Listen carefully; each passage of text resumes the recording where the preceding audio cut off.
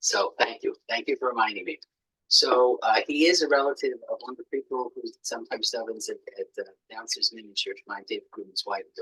Anyways, so Rav Luan's essay, a little bit longer than a lot of his Divrei Torah on some of the psukim, I think is significant because in his comment, and it's on the first pasuk of the Parsha,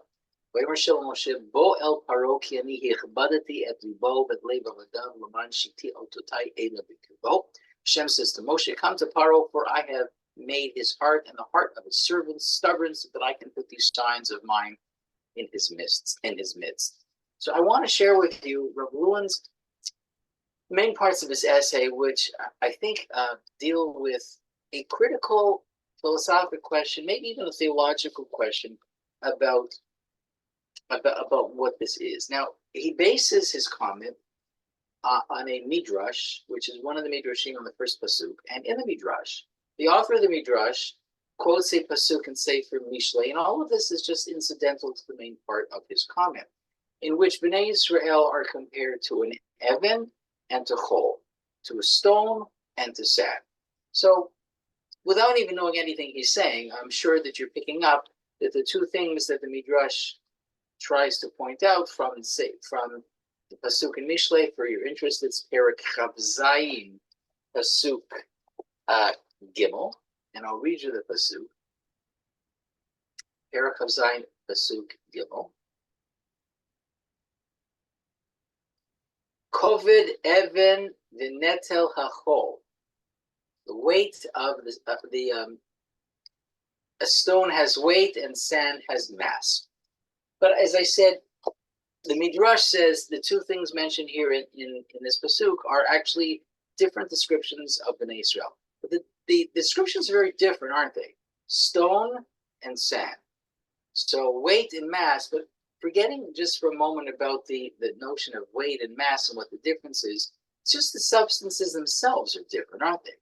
One is an even, and what sort of images or descriptions come to your mind when you think of a stone? Hard. It withstands a lot. Of course, that's one of the reasons that when we put matzevas on a kever, we use stone, right? Because it can withstand. But chol is soft. It crumbles. It has very little substance. And so why would the Jewish people be compared to a stone and to chol? Either one or the other. But apparently, it's both. So I want to read some of the section to you because I think part of the language is lovely, but as well as I think the idea, of course, is very, very, I think it's a very creative idea in which he's trying to use a point in the Midrash as a jumping off point to share a more philosophic, a more, I think, theological perspective, trying to answer the question, why are Bnei Israel compared to two very diverse, almost opposite sorts of materials? And he says the following: Mitzad echad anachnu ro'im azut haruach u'gvurat hanefesh she'ein dugmata. He says one of the qualities of the Jewish people is something he calls azut ruach. We have grit. We have resilience. We have strength. The strength that's associated with the Jewish people he maintains, and I'm not going to read this whole thing, it's almost incomparable. There's really no other nation in the world that you can find that same level of what he calls azut haruach, this grit of spirit, resilience of spirit, this almost brazenness, our refusal historically to just fold up, surrender, and go away. And gvurat hanefesh, the courage of our souls, the courage of our spirit. But that's something that typically describes the Jewish people. And he says, and perhaps that's the reason, of course, that the Torah was given to us, because we have the wherewithal, we have the resilience to be able to take the Torah and to act on it. Whereas other nations might have accepted it, but then folded, quit, resigned, because it just ended up being too hard. But that's not the case with us. And that is one of the qualities of the Jewish people. But that's not the only quality of the Jewish people, he says. He says, interestingly enough, you would assume that a nation that was able or continues to demonstrate that quality of azut ruach and burat nefesh, that grit and resilience, would have developed, as it were, this ability to withstand things at the price, at the cost of what? Sensitivity, of compassion and kindness. You can't resist all the negative forces, sometimes the overwhelming forces that swept over the Jewish people, and still be sweet and gentle and soft and know all the and be able to portray that individual attention. He says that's exactly the case of the Jewish people. We have these two almost antithetical qualities, that even though we are a nation of such resilience and strength and ability to be like a rock, we also know how to demonstrate the other quality. In fact, we have Mar Chachamim, who make a bold statement. He says, who say there's three qualities that you can check for in a person to know whether or not they really have Jewish yichus. Because sometimes you meet people and you're not sure what their genealogy, you don't know what their ancestry is, but there are three qualities that typify, that characterize Jews. And if you find a person who doesn't seem to have these qualities, then it's reasonable to question and to search and to scratch beneath the surface to see whether or not they really are Jewish in the true sense of the word. And those qualities, as you may remember, have to do with, they are Baishanim, we have humility. We have Rachmanim, we are compassionate people. Meaning, if you find somebody who in the course of his or her life just is completely devoid of the quality of Rachmanut, of compassion, of mercy, and never seems to act with any semblance of that, of concern or care for somebody else, it is not an unreasonable response to wonder that person may have non-Jewish blood. Maybe they're not even Jewish. They're not Jewish. Maybe their father was, but not their mother. There's something about them that's lacking. But if that's the case, if it's true that we have those two qualities at the same time, how did that come about? How did that come about? And where did that come about? And so he says, that those qualities were born where? In Eretz Mitzrayim. Now, he's attempting to answer, listen to this part. ובפתרון השאלה הזאת נראה לשער כי מצרים היה המקום אשר שמה רכש לו עם ישראל את שתי התכונות האלה הנחוצות לקיומו. That it seems to me, he suggests, that these two absolutely essential qualities that promoted the existence and the survival of the Jewish people, where did they get implanted in the Jewish people? He says they got implanted where? In Eretz Mitzrayim. And he, bold statement. Ve'ulai be'emet zot hayta tachlit bo'am Mitzrayim. He says, and maybe this was the entire reason that history developed such that they had to end up going there. Eretz Mitzrayim. Asher rabim nil'u la'amod al cheker adamar. Because historically, many people, many Parshanim, many philosophers, many theologians asked themselves the question, why did the Jewish people have to go through Mitzrayim? If it was as horrendous as we're led to believe by our Chachamim, by the Psukim, by the Midrashim, by our Torah Shabbat Peh, if the experience in Eretz Mitzrayim is even remotely similar to what a Holocaust might be, depending on how the Midrashim explain it, and it's terrible, throwing babies into the Nile, building them into the pyramids, like all of the things that we know about that happened in Mitzrayim, that we have a Seder for, Vayimareru et chayehem, all of those things. Why? And so Rabbi, the Rosh Rav suggests there may have been a greater purpose for this, a purpose that they may not have known now, but maybe in some sort of step back and in retrospect, we understand a greater purpose. So one more time, what does he say? Madua asa Hashem kacha la'am kirovo limsor otam biyad noksim achzarim. Why did Hashem submit the Jewish people to the hands of such cruel oppressors? Lema'an natua birkirbam et shnei kochot hamitnagdim ha'ela. Perhaps he suggests in order to implant within the midst of the Jewish people, within the midst of the Jewish psyche, within the heart of every Jew, within the neshama of every Jew, these two contradictory powers, the power of Azud Ruach, we're strong. We don't give in. We have a backbone. And at the very same time, the idea of the softness, of this compassion, of this humility, of this tzniut. Asher biladam lo haya yecholim lirot chayim, ki ish prati kain gam amim shlemim. Because without these qualities, there would have been no long-lasting existence for the Jewish people, perhaps not as individuals, certainly not as a nation. And he just goes on to make a fascinating observation that I think is also worth mentioning. I'm reading from the text, so that's why I'm taking a second. Hine kasher higia moed hageula meharaui haya shemitzad u'ma yinatein otum ofteit. And he says, at the time of the redemption, when we come to commemorate, or should we say celebrate, that moment of redemption, that moment, that moed of geula that we speak about, that we daven about, that we now commemorate at our Pesach Seder tables, what would have been the appropriate way for us to commemorate it in a manner that reflects what he maintains are two essential qualities of the Jewish people? And he says it's built into the system of Pesach that is so detailed in Parsha Bo. What's the system?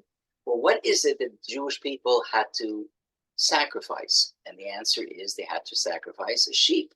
They had to take a lamb. They had to do that 4 days before. And in the full view of all Egyptian society, they took an animal which at that time was venerated as a divine animal. It had godlike, that they believed it had godlike qualities. And when asked, what are you doing?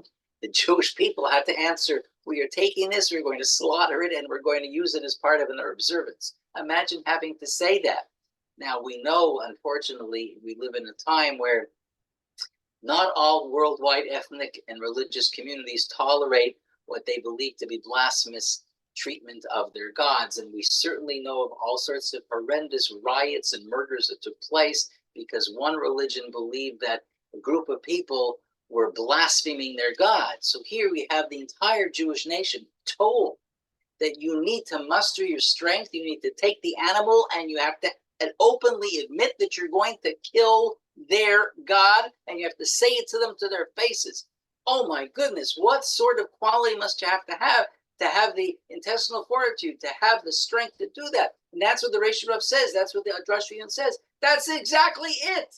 That's the moment in which the Jewish people are given the strength that no matter how insurmountable it seems, how much crazy it is, we have the strength, with God's help, of course, to face that sort of force. We have the internal strength to do it.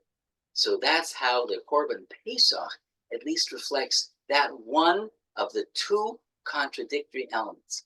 But what about the second one? What about that softness? What about that caring? What about that compassion? Well, you may remember, I'm not going to read the Psukim now. I hope you can trust me, or better not trust me. Look it up yourself in the Chumash and Perek Yud Beit.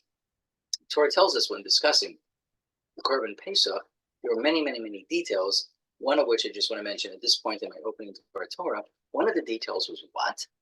That how was it eaten? Well, of course, you had to eat it as a family. Mishpochotehem, Leveit Avotam. But here's the point. It wasn't just Leveit Avotam. You had to have enough people around to consume the Korban Pesach. And so what happened was, people invited other people. And that's a halacha. When the Beit HaMikdash, Mirtzeh Hashem, Karav Yomeinu gets rebuilt, this halacha will be reinstituted. The Korban Pesach was eaten bechabura. There's no bechabura. That you brought other people around your table. So not only did the Korban Pesach reflect that first quality, it reflected the second quality. It reflected the quality of, I'm not eating it by myself. I'm bringing other people. I'm thinking about other people. I'm thinking about people living to my right. My neighbor is this way, my neighbor that way. Let's create a chabura, eating it together, having a shared experience, because you care about me, I care about you, and together we care about Hashem and His Torah, and fulfilling the mitzvah properly. So the Reish Rav in his Drush Yun says that that's what's going on here.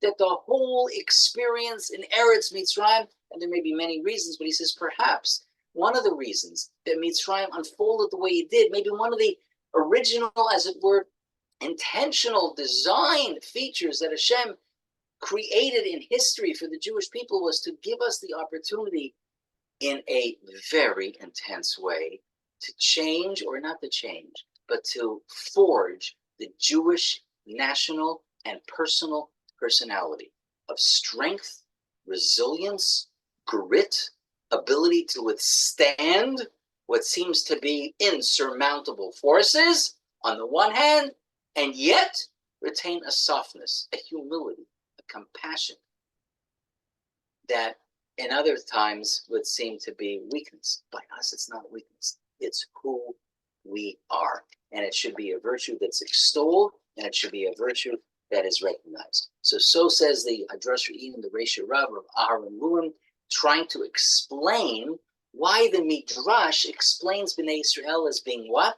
Even on one hand, and Kol. Because Even is hard. It represents that hardness of the Jewish people, the ability to what's that? We are the eternal Matseva. We don't just fall apart when the strong wind blows.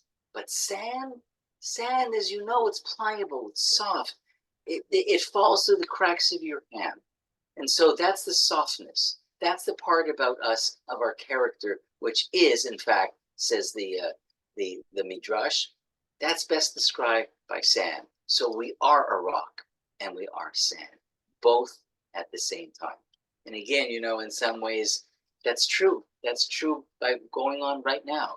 And this Midrash, while it's a Midrash serving as a comment on the first pasuk in Parsha Bo, which happened, of course, in the time of Yetziat Mitzrayim, as I said in some of my earlier comments, that's what's going on right now in Eretz Yisrael, not in Eretz Mitzrayim, in the state of Israel, where we are doing just that. We are Even, and the Chayalim and Chayalot, and the people who have this unbelievable, unmatched strength and resilience and grit and understanding what has to be done on the one hand, and on the other hand, look at the compassion that's coming all over the world and all over the country, what people are doing to support each other. I'm not even going to say it's just achdut. In some ways, it's just compassion. What do you need? What do you need? I'm opening up my house. I'm opening up my restaurant. I'm kashering my restaurant. Just tell me what you need. I'll be there to give it to you. Even and Chol. That's who we are. And where did we get that from? Says the Reish Rav.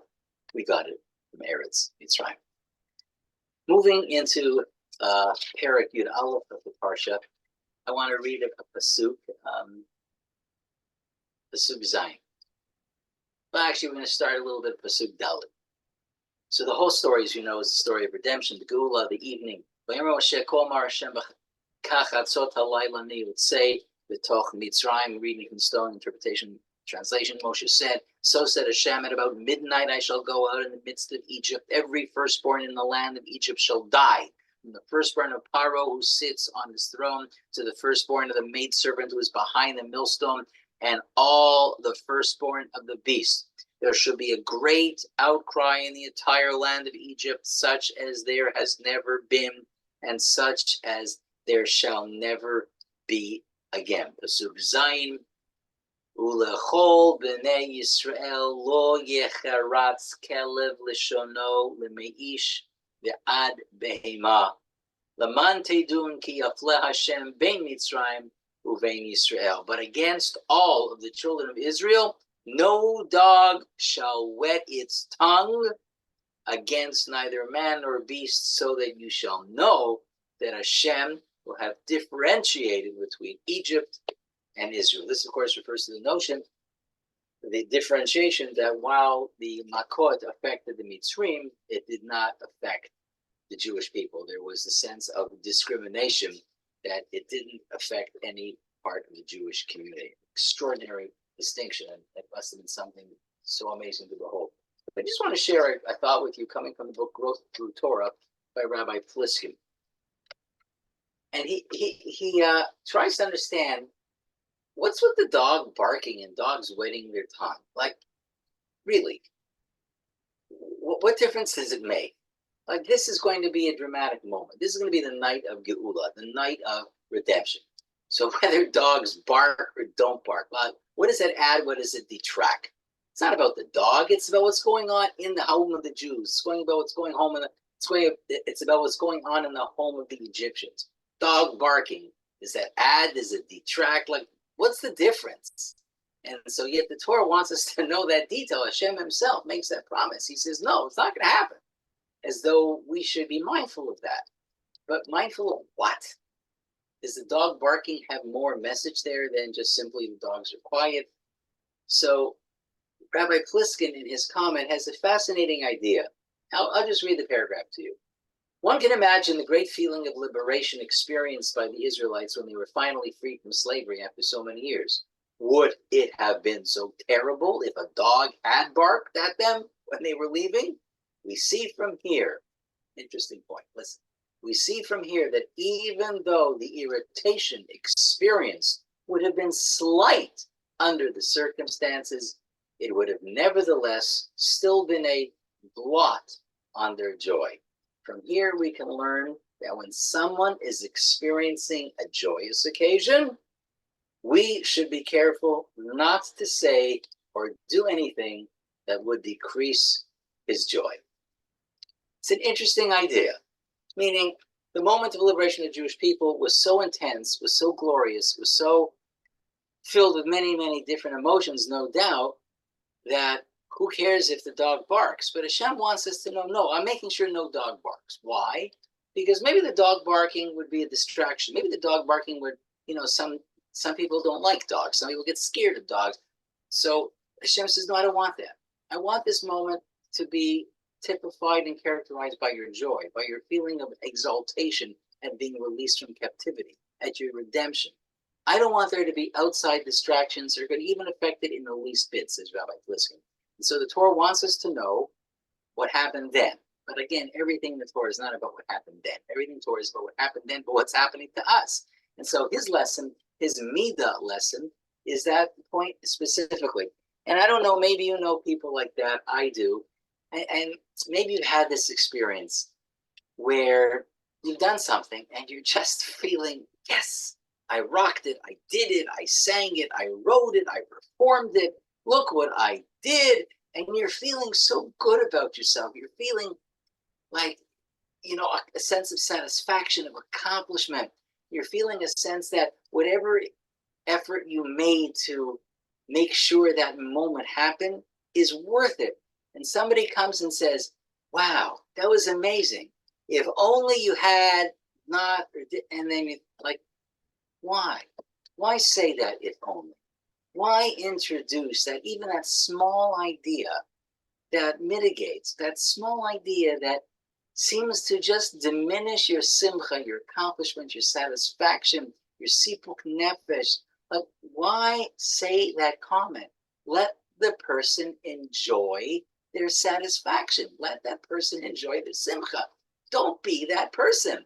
And unfortunately, there are people like that. They don't, I don't think they mean anything malicious, but sometimes we have to, quote unquote, hold our tongues. Sometimes we have to be a little bit more careful about thinking what impact we are going to have on others around us. And even if we intend good, that may not be the question. Am I intending good things? Maybe what I should be asking is, what's the other person going to feel if I say this, and if I do this, if I don't do this, if I don't say that? What impact am I going to have? And that may be a much more important question. Are my motives pure? I'm going to assume that most of us, most of the time, have pure motives. We do. But if we only stopped and thought just another minute, maybe we could have stopped ourselves and allowed that other person the simcha, the joy, the satisfaction that they really wanted, they needed perhaps. And that, says Rabbi Pliskin, was the point of Lo Yecheratz Kelev L'Shuno. Hashem did not want to mitigate or diminish the experience of the Jewish people during this glorious moment. Okay, that's our second Vartor. Let's go to Perek Yud Beit. So Perek Yud Beit is an extremely important Perek. As I mentioned before, it's the Perek It contains the first mitzvah to the Jewish nation as a nation. In fact, Rashi wonders in his first commentary to the entire Torah on Sefer Breshit, how come the Torah didn't begin here? Because if this is considered to be the first mitzvah, as it were, then why does the Torah not begin with the first mitzvah? And his answer, of course, has something to do with the nature of creation, God's sovereignty over the world. But the point that I wanted to make through Rashi's comment is that here it contained is the first mitzvah in the Torah. I just want to read it. Hashem said to Moshe and Aaron in the land of Egypt, saying, HaChodesh hazeh lachem rosh chadashim rishon hu lachem lechodshei hashana. This month shall be for you the beginning of the months. It shall be for you the first of the months of the year. So, a couple points before we just get into the Dvar Torah, just to notice a few things. HaChodesh hazeh lachem. So, in English, the word hazeh is this. This, in English grammar, is called a demonstrative pronoun. So, when you use the word this or that, if we were to assign a physical action along with the word, hazeh, you would be pointing. HaChodesh hazeh. Oh, this laptop, this chumash, this tie, these glasses. But if that's the case, it's a demonstrative pronoun, then what is exactly the demonstrable point of this pasuk, HaChodesh hazeh lachem? Rashi tells us, the Gemara explains, well, that's precisely what happened. Hashem points to the sky, and he says, do you see that first crescent of the moon, Moshe? You see that? That's a sign of the new moon. That's it. Would you see that little sliver? I'm pointing to it now. That means it's a new month. That's what a Rosh Chodesh looks like. And now that I've taught you what a Rosh Chodesh looks like, I want you to understand that a Chodesh is Zel Lachem Rosh Chodeshim, that this month, this beginning, this sliver, is in fact going to be now counted as the first month of the year. And everybody knows that when we count the months of the year, when kids are small in school, we usually start with Tishrei, Cheshvan, and Kislev, so they learn it, the song, the melody. But as we get older and they're more able to understand the nuance of Torah Sheba'al Peh, it's important for them to realize that the Torah, however, counts Nisan as the first month. And that's why when you take a look at the Parshat in the Torah that have all the halacha and the dinim related to the Chagim and the various Parashot, the Torah always says that Tishrei is the seventh month. Chodesh HaShvi'i B'echad LaChodesh. So Rosh Hashanah is the first day. Ba'asor LaChodesh HaShvi'i, that's Yom Kippur. And all of the days in the month of Tishrei are in the seventh month, or as Nisan is the first month. Okay, so let's just go back then and just for a minute think about this. So this is the pasuk, by the way, that establishes, as I mentioned, the notion that declaring the new month is in of itself a requirement. And that's brought down in the Rambam and Hilchot. He mentions it as one of the mitzvot to say in his Sefer HaMitzvot, that there is an obligation upon the Sanhedrin to declare new months based on the sighting of the moon.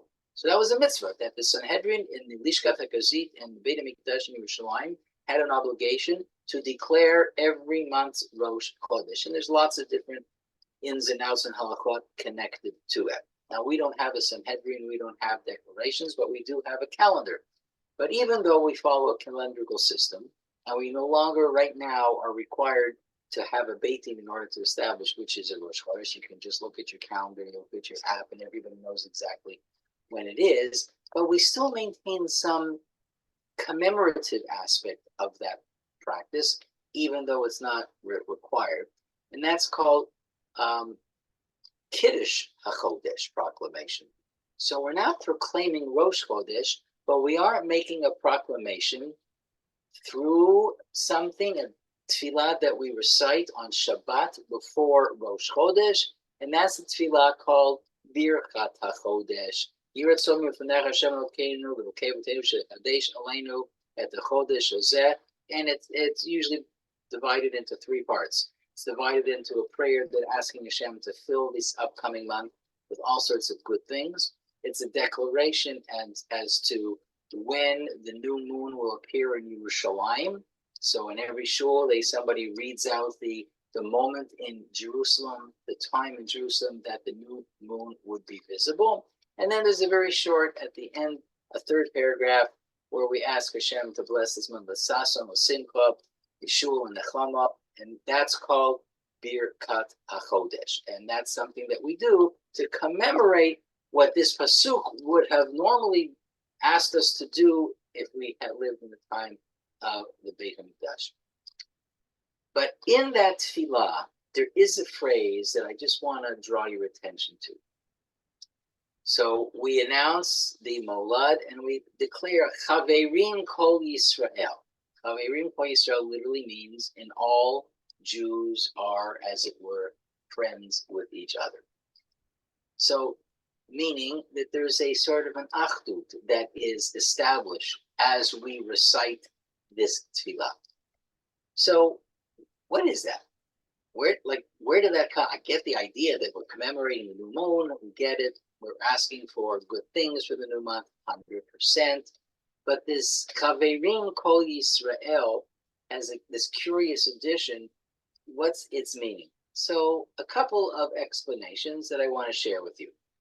So one explanation is that of Rav Shimshon Raphael Hirsch, and in his commentary to the Sidur, in addition to writing a commentary to the Chumash, he also wrote a commentary to the Sidur.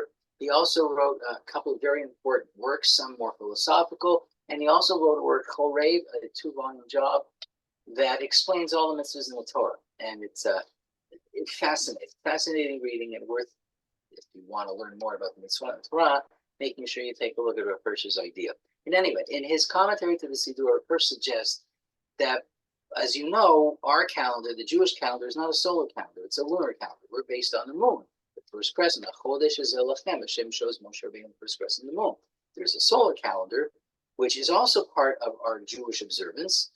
It's necessary to make sure that all the holidays are falling in their appropriate seasons. Seasons are a function of solar calendars. Winter, spring, summer, fall, we know. So we have two systems, the lunar calendar, the solar calendar, and we have a way in which we reconcile each of those two, because if left alone, we did not reconcile the lunar calendar with the solar calendar, then after a period of time, we would be celebrating Pesach in the middle of the winter. Because the lunar calendar is 354 days, the solar calendar is 365 days, and that difference of 11 days would accumulate, would add, and finally it would catch up so that Pesach, which we obviously know needs to be in the Aviv, because the Torah tells us it must be a spring holiday, it would not be in the spring, and so that would be a violation of the Torah. So the Chachamim knew that there's a discrepancy between the lunar calendar and the solar calendar. And so in order to make sure that the discrepancy did not bring about any violations of the Torah, they were able to figure out how to compensate. And the compensation method, as you know, is something called the leap year. In the solar calendar, it's a day in February. In the lunar calendar, it's an entire month that's inserted. And this year, by the way, 574, is a leap year. And so we insert a whole other month of Adar. Nisan is the first month. The 12th month is Adar. And should there be a leap year, then prior to the month of Adar, we insert a first Adar called Adar Rishon. So Shimshon Raphael Hirsch, getting back to what we're talking about, suggests that the lunar calendar itself is a symbol for our own hopes of Geul and redemption. So how so? So just think a second about what moon looks like. We know first it comes a little crescent. It's bigger, until at the beginning of the month, at the end of the month, it's not the end of the month, I'm sorry. In the middle of the month, at the 15th of the month, it's the full moon. The full moon, complete, all round, perfect circle. But following the 15th of the month, it begins to shrink. The fullness of the moon seems to get more and more hard to see until finally it disappears entirely until the first crack appears at the next month. So just as the moon, says Rav Shimshon Raphael Hirsch, just as the moon becomes nearly invisible and then experiences what he calls a resurgence, growing continually brighter until it is full, says that's symbolic of the Jewish people. We believe that the Jewish nation is also capable of some sort of rebirth and renewal. And that even if we reach the point what looks like the point of our extinction, oh my God, there's no hope. They're beating us. They're killing us. They're pulverizing us. We're going to disappear from the face of the planet. The moon is our symbol of hope. The moon is our promise. No, we are like the moon. And so while there may seem only darkness outside, that crack is going to come again. That small moon is going to get bigger and stronger. We will renew and we will build ourselves and shine brightly. And so we announce the time of the sighting of the new moon and the onset of the new moon. We make mention of our hopes for our renewal, which is symbolized by the monthly renewal of the moon. And we imagine that, but Shimshon Rav Elhurst doesn't explain the Chavirim Kol Yisrael. And I think that the Chavirim Kol Yisrael, in my own opinion, has a lot to do with what we started with. The Rosh Rav, the Drash Ve'ilin tells us that at the core of Pesach is the Eved and the Chol. So there's the resilience, the strength. We will come back. There is no defeating us. And maybe there's a point in which the stone is smaller, but it's going to come back. But what's the other part of Korban Pesach? You eat it b'chabura. That's Pesach. And so it's by Pesach that we learn all the halachas of the Chodesh. And so when we come to proclaim the new month, we invoke one of the lessons that we learned about the Chodesh, which is what? Chaverim Kol Yisrael. We eat it b'chabura. That's what the word chaver comes from, chabura.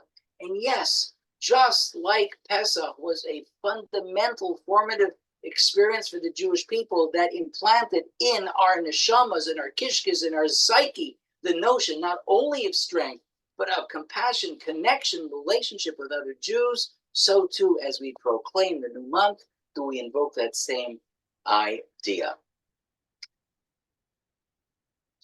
So that's that idea of why Chaverim Kol Yisrael and our commemorative tefillah called Birchat HaChodesh.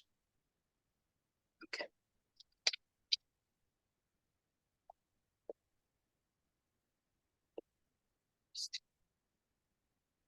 I'm going to skip to another pasuk in Perek Yud Beit, and it's pasuk Chavtet. I have a lot more chomer, a lot more divrei Torah, but I can see that I don't have time, so I'm going to skip some things out. So in Perek Yud Beit, the Torah tells us about what the Jewish people have to do to prepare for that night, that fateful evening where they're sitting around their tables and families and chavuras eating Korban Pesach. And so as we get to the following, it says this: Vayehi b'chatzi halayla, v'Hashem hika kol bechor be'eretz Mitzrayim mi bechor paro hayoshev al kiso ad bechor hashvi asher beveit habor v'chol bechor behema.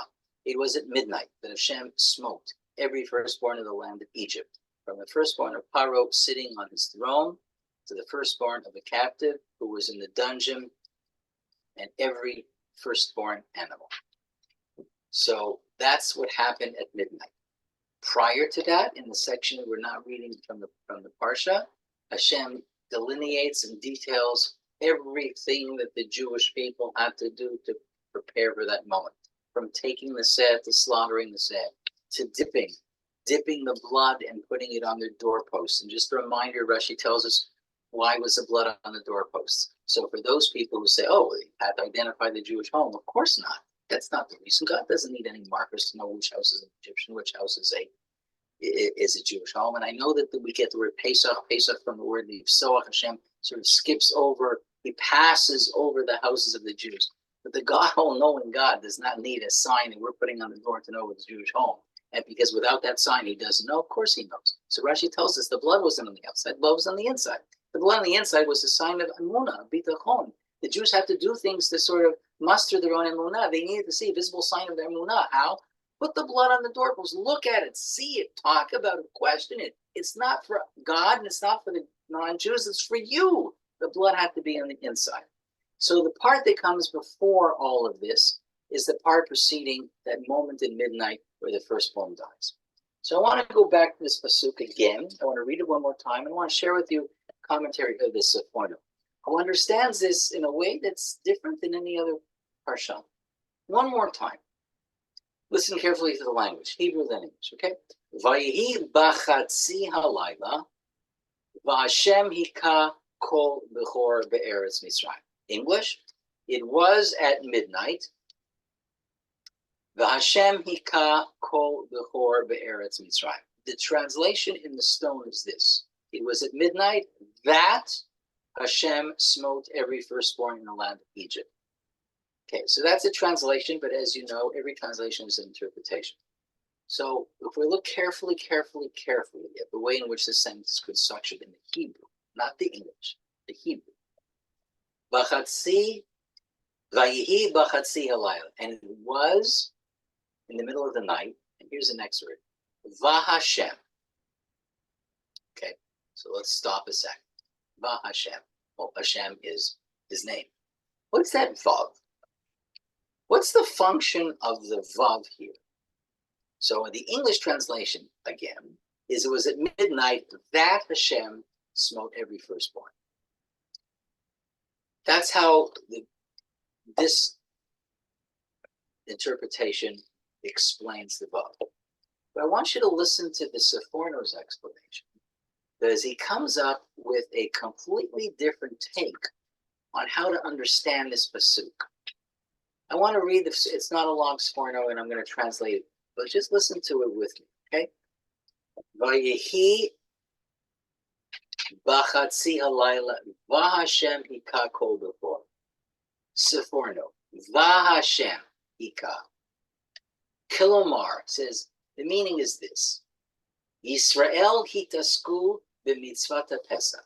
The Jewish people were busy fulfilling all of the mitzvot required for Pesach, all of the things that happened prior to this pasuk that Hashem had commanded the Jewish people to do. So the Jewish people are doing all of those things. Vashem hika boto hazman be'atzmo et bechorei Mitzrayim lega'alam. At the same time, Hashem be'oto hazman, at the same time, be'atzmo, that Hashem smote by himself the firstborn of Mitzrayim, in order to redeem the Jewish people. At the same time. So let's just unpack this Sforno, because I think it's significant. The Sforno is saying the following. He's saying there's two parts to this pasuk. And they're not really connected. The interpretation, the English translation, seeks to connect them. It was at midnight that Hashem smote. No. It says it was at midnight and Hashem smote the Egyptians. What do you mean it was at midnight is one part and Hashem smote is the second?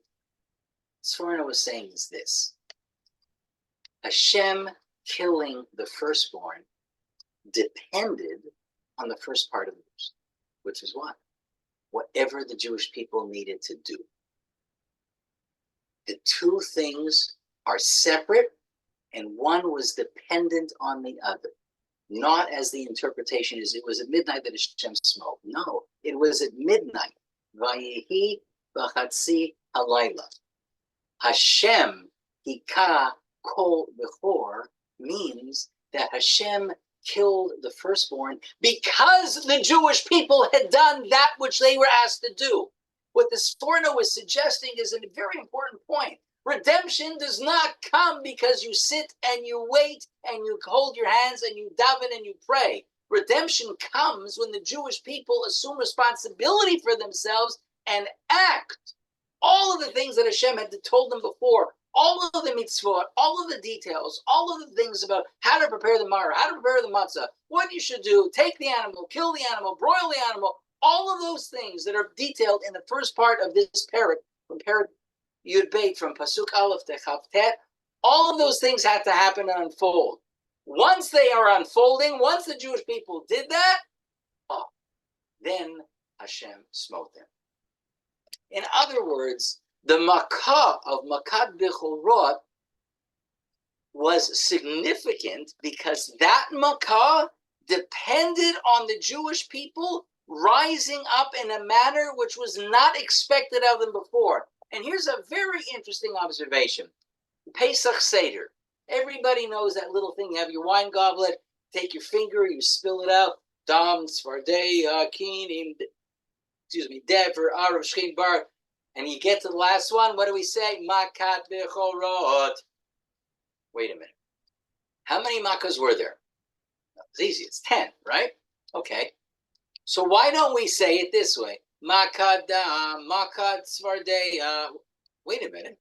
Each one was a makkah. Correct. So why do we only say the word makkah before Bechorot? Why don't we just say it once? Right at the beginning for all 10?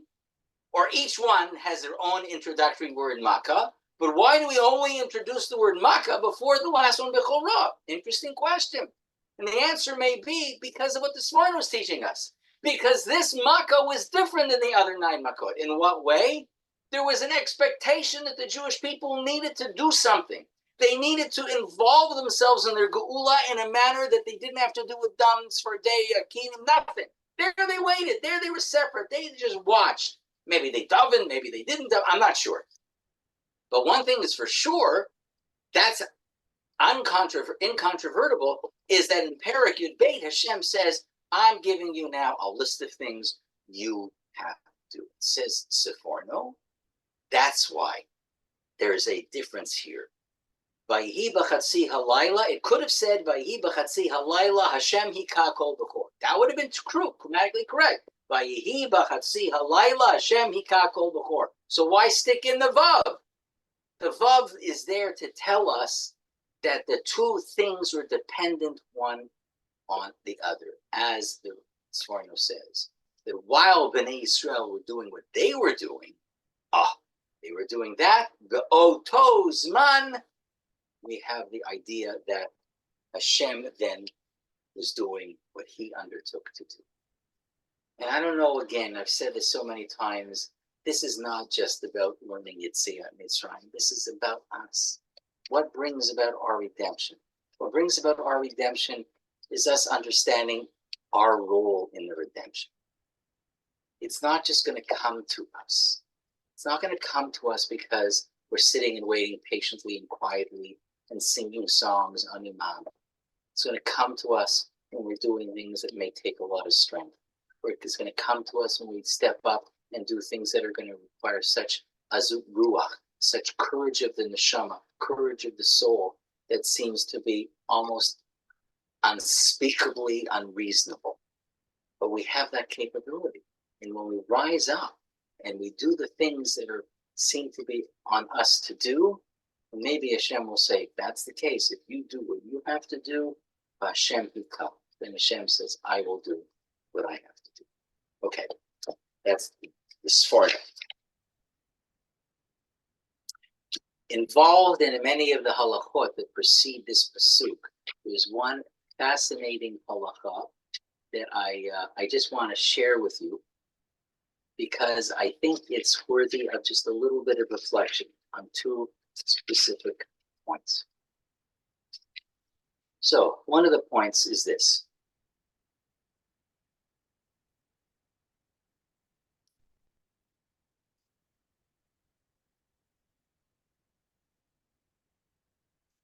Torah tells us that while preparing the Korban Pesach, I'm going to read the verse. I'm reading now Pasuk 46, Membav. Bevait echad ye'achel. Bevait echad, meaning that the Korban Pesach should be eaten in one house. So you're having groups of people. In one house shall it be eaten.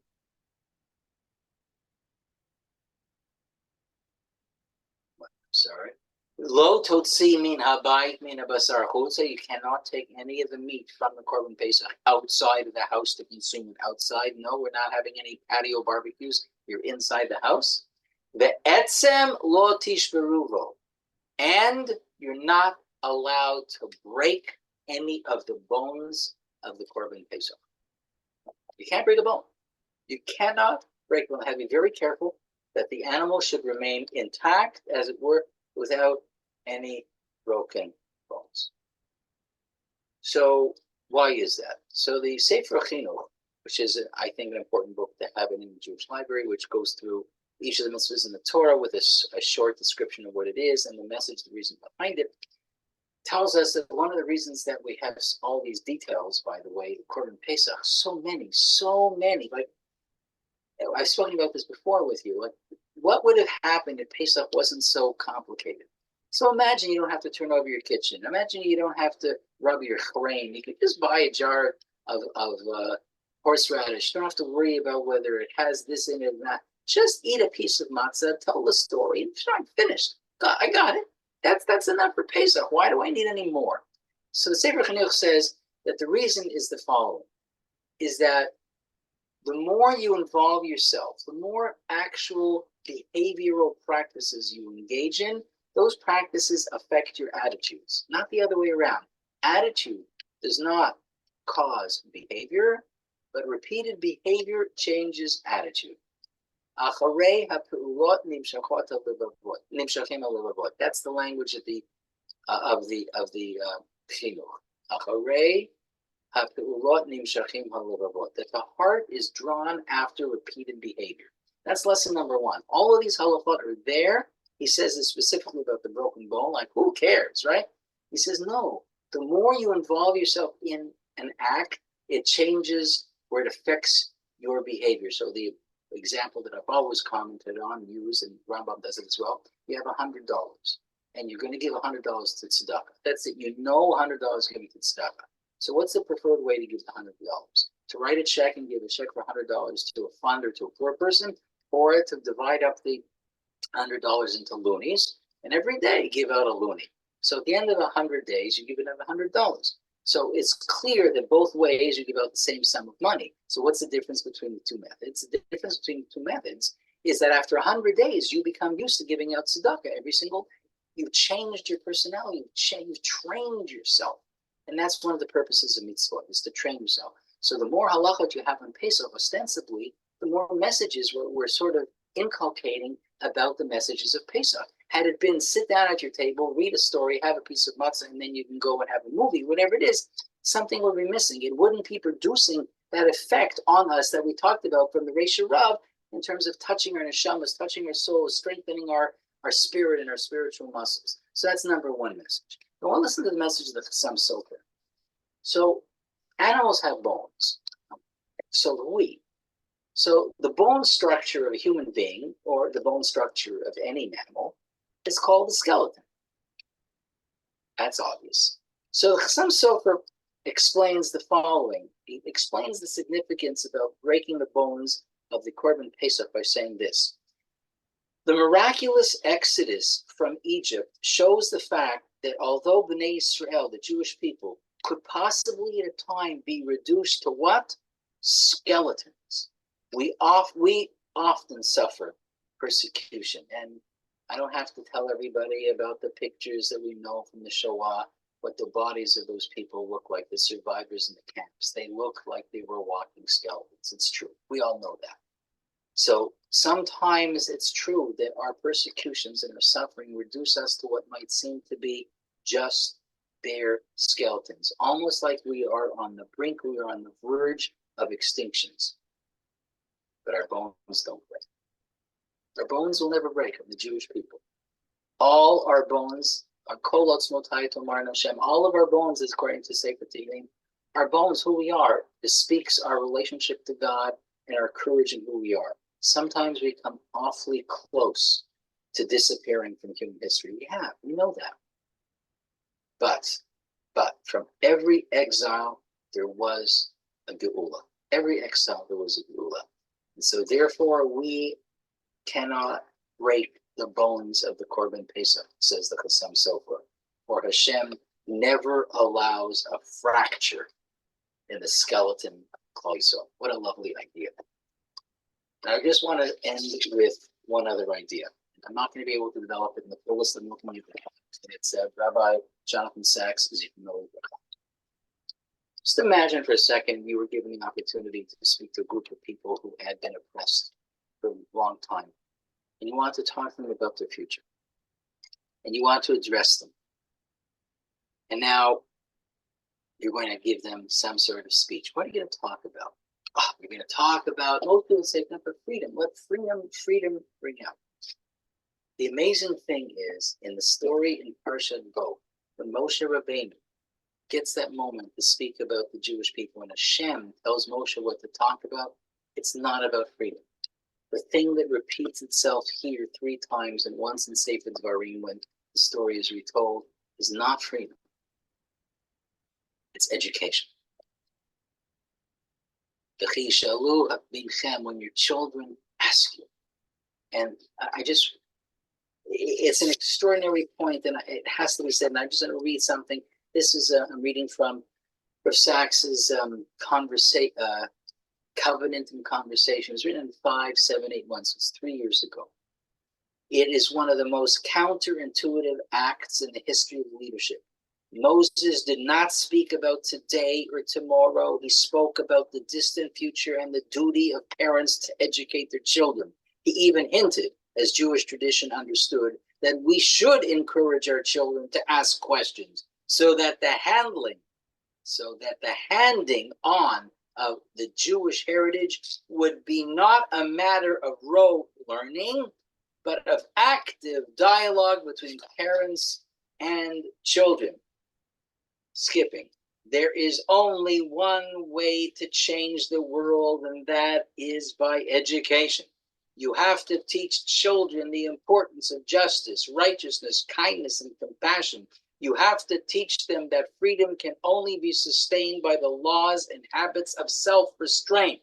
You have continually to remind them of the lessons of history. And so Moses was the greatest leader because he thought further ahead than anyone else. He knew that real change in human behavior is the work of many generations. Therefore, we must place as our highest priority educating our children in our ideals, so that what we begin, they will continue until the world changes, because we have changed. And I think we all recognize that the conflict that is unfolding in Israel in some ways is so much because of this. Because our enemies have understood the importance of education, but the wrong message. And they have inculcated into their children the messages of hate and revenge and all the things that we know, unfortunately, through the news and through history and the stories and through our families and brothers and sisters in Israel. But we, the Jewish people, understand that the world will be redeemed, the world will be redeemed through us. Our tafkid, our job is to bring that light and to be strong as we started. Azut ruach and vura, to be kind and compassionate. Not easy during these times, but there is no other way. We have to be strong and do the things that we need to do as strong nations, strong Jews, while at the same time making sure that we maintain our compassion, our chesed, our modesty, our humility, and teaching our children the lessons they need to know. When you hear it sung, if we do our share, Hashem will look down and say, oh, this is the moment that I think is now ready. And he'll bring us back to Yerushalayim. He'll bring us back to witness the building of the Beit HaMikdash, and he'll bring us back to witness a lasting peace, so that no young man or young woman will ever have to go out to fight and to be injured or chas v'shalom die in defense of Jewish peace and Jewish future. Thank you, everybody, for joining. Please feel free to unmute yourselves. And as usual, I'd like to hear some of your thoughts and what you think. So please join us. Thoughts, emotion, feeling. It's such a combination we're going through now. Yeah. It's a combination, like you said before. Thank you. It's you. difficult. We're living in a very, very difficult emotional time. Very difficult. I agree with you. I have been saying for many years that the Ministry of Education, all the ministries of education, should understand that they are skills development. They can't educate people. Education is not for the government. As you read it, as Rabbi Sachs said it, education rests on parents and of the family environment. I would rebrand all those organizations to skills development. Interesting. It's a very interesting thought. But I don't know, Simcha, the way in which we've organized our lives, both individually and collectively as a society, at this point, we've removed, in most instances, the obligation of education from parents, and we planted it in our school system. People are busy, people are working, I think parents feel often that they're not capable of doing it. And we created all sorts of sort of expectations that may not be healthy for neither the children nor their parents. So it's an interesting point that you're making. Let's bring it back to the parents. But we have to be willing to take that on. And, But it goes to the community, it goes to our schools, it goes to our rabbis, but not the government. I understand. Yeah, it's an interesting point. Thank you for sharing. Rabbi, outstanding. Oh, on that high note, I have to tell you something, Rabbi Diamond. Okay. My grandson, who is in a yeshiva hotel, and the father has to go in twice a week, learn with the son. And I love it. I said, that's brilliant. But the father has a skill, the background to do so. But the idea that you don't designate and put it on the educator's shoulder, you look after my child. And that's what we do here, convenient. Live in a society, we can pay for it. And we are underestimate our values, that what we have, what accumulated through our years is priceless. Yeah. And I think that's what we said. It's not quite the same as the educator, but on a scale of justice, I think it has its weight. I agree. Anyway. I agree. It's a lovely idea. It is a lovely idea. Once again, bringing parents and children together. And sometimes, that's the beauty of Shabbat. That's a brilliant invention of Hashem came. He said, one day a week, we disconnect. We don't go out. We don't go out our different ways. We could get invited out to Shabbos meal, but families ought to spend time together and have real conversation and ask questions and talk to each other. That was the whole point behind Shabbos, is to create that regular meeting between parents and kids, or grandparents and grandchildren, if you're lucky enough to have grandparents. So that's one of the goals of Shabbos is a way of making sure that some of the things you're mentioning, Simcha, happens around the tables and around, the living rooms where kids sit down and talk to each other and talk to their families. Beautiful drasha, Rabbi. Thank you.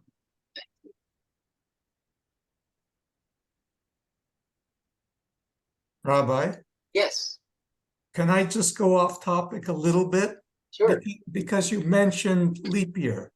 Leap year, yeah. And I don't have an answer. I've never heard of an answer to this question, but I don't ask it very often, really. But so you're a lucky one, Charlie, huh? When you daven Musaf l'Rosh Chodesh, right? Yeah. There's a section in there. Yeah. L'chaim u'shalom u'nachilach chet v'slichat avon. Right. Then during a leap year, yes, you say u'lechaparat pasha. Correct. My question is, yes, when do you say those two words? Like, on which Rosh Chodesh do you do that? Where from Rosh Chodesh Nisan, from Rosh Chodesh Tishrei to Nisan. You stop at Nisan? Yes. You don't go all the way to Tishrei? No. Should I explain why? By all means. So you didn't ask the question, why do we add them? Well, I'd like to know even why we have those words for that. Yeah. So the Chaparat Pasha means atonement for any intentional sin. So why do I have such a negative view of people that I need to already before the month starts ask God to forgive any intentional sin that we have? So here's the explanation to that. It's not my explanation. It's an explanation of one of the commentaries on the Siddur.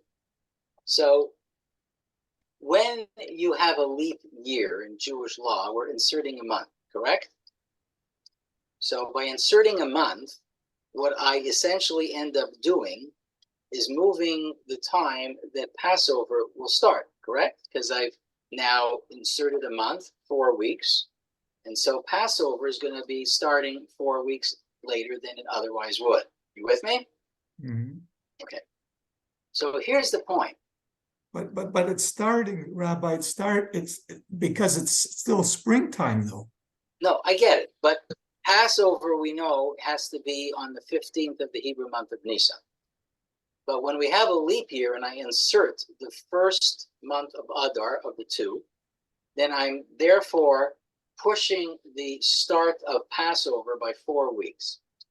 Now, Passover is a serious holiday, meaning that in addition to all its hopeful messages, there are some very strict laws on Passover. You're not allowed to eat chametz on Passover. And the eating of chametz on Passover is a pretty serious violation according to the Torah. So here's the point.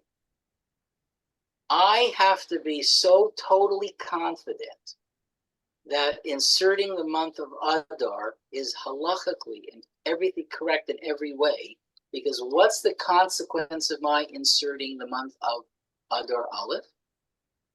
It means that by inserting the month of Adar Aleph, I'm pushing Passover later. And if I made a mistake, Mhm. then I'm eating chametz and what otherwise would have been Passover.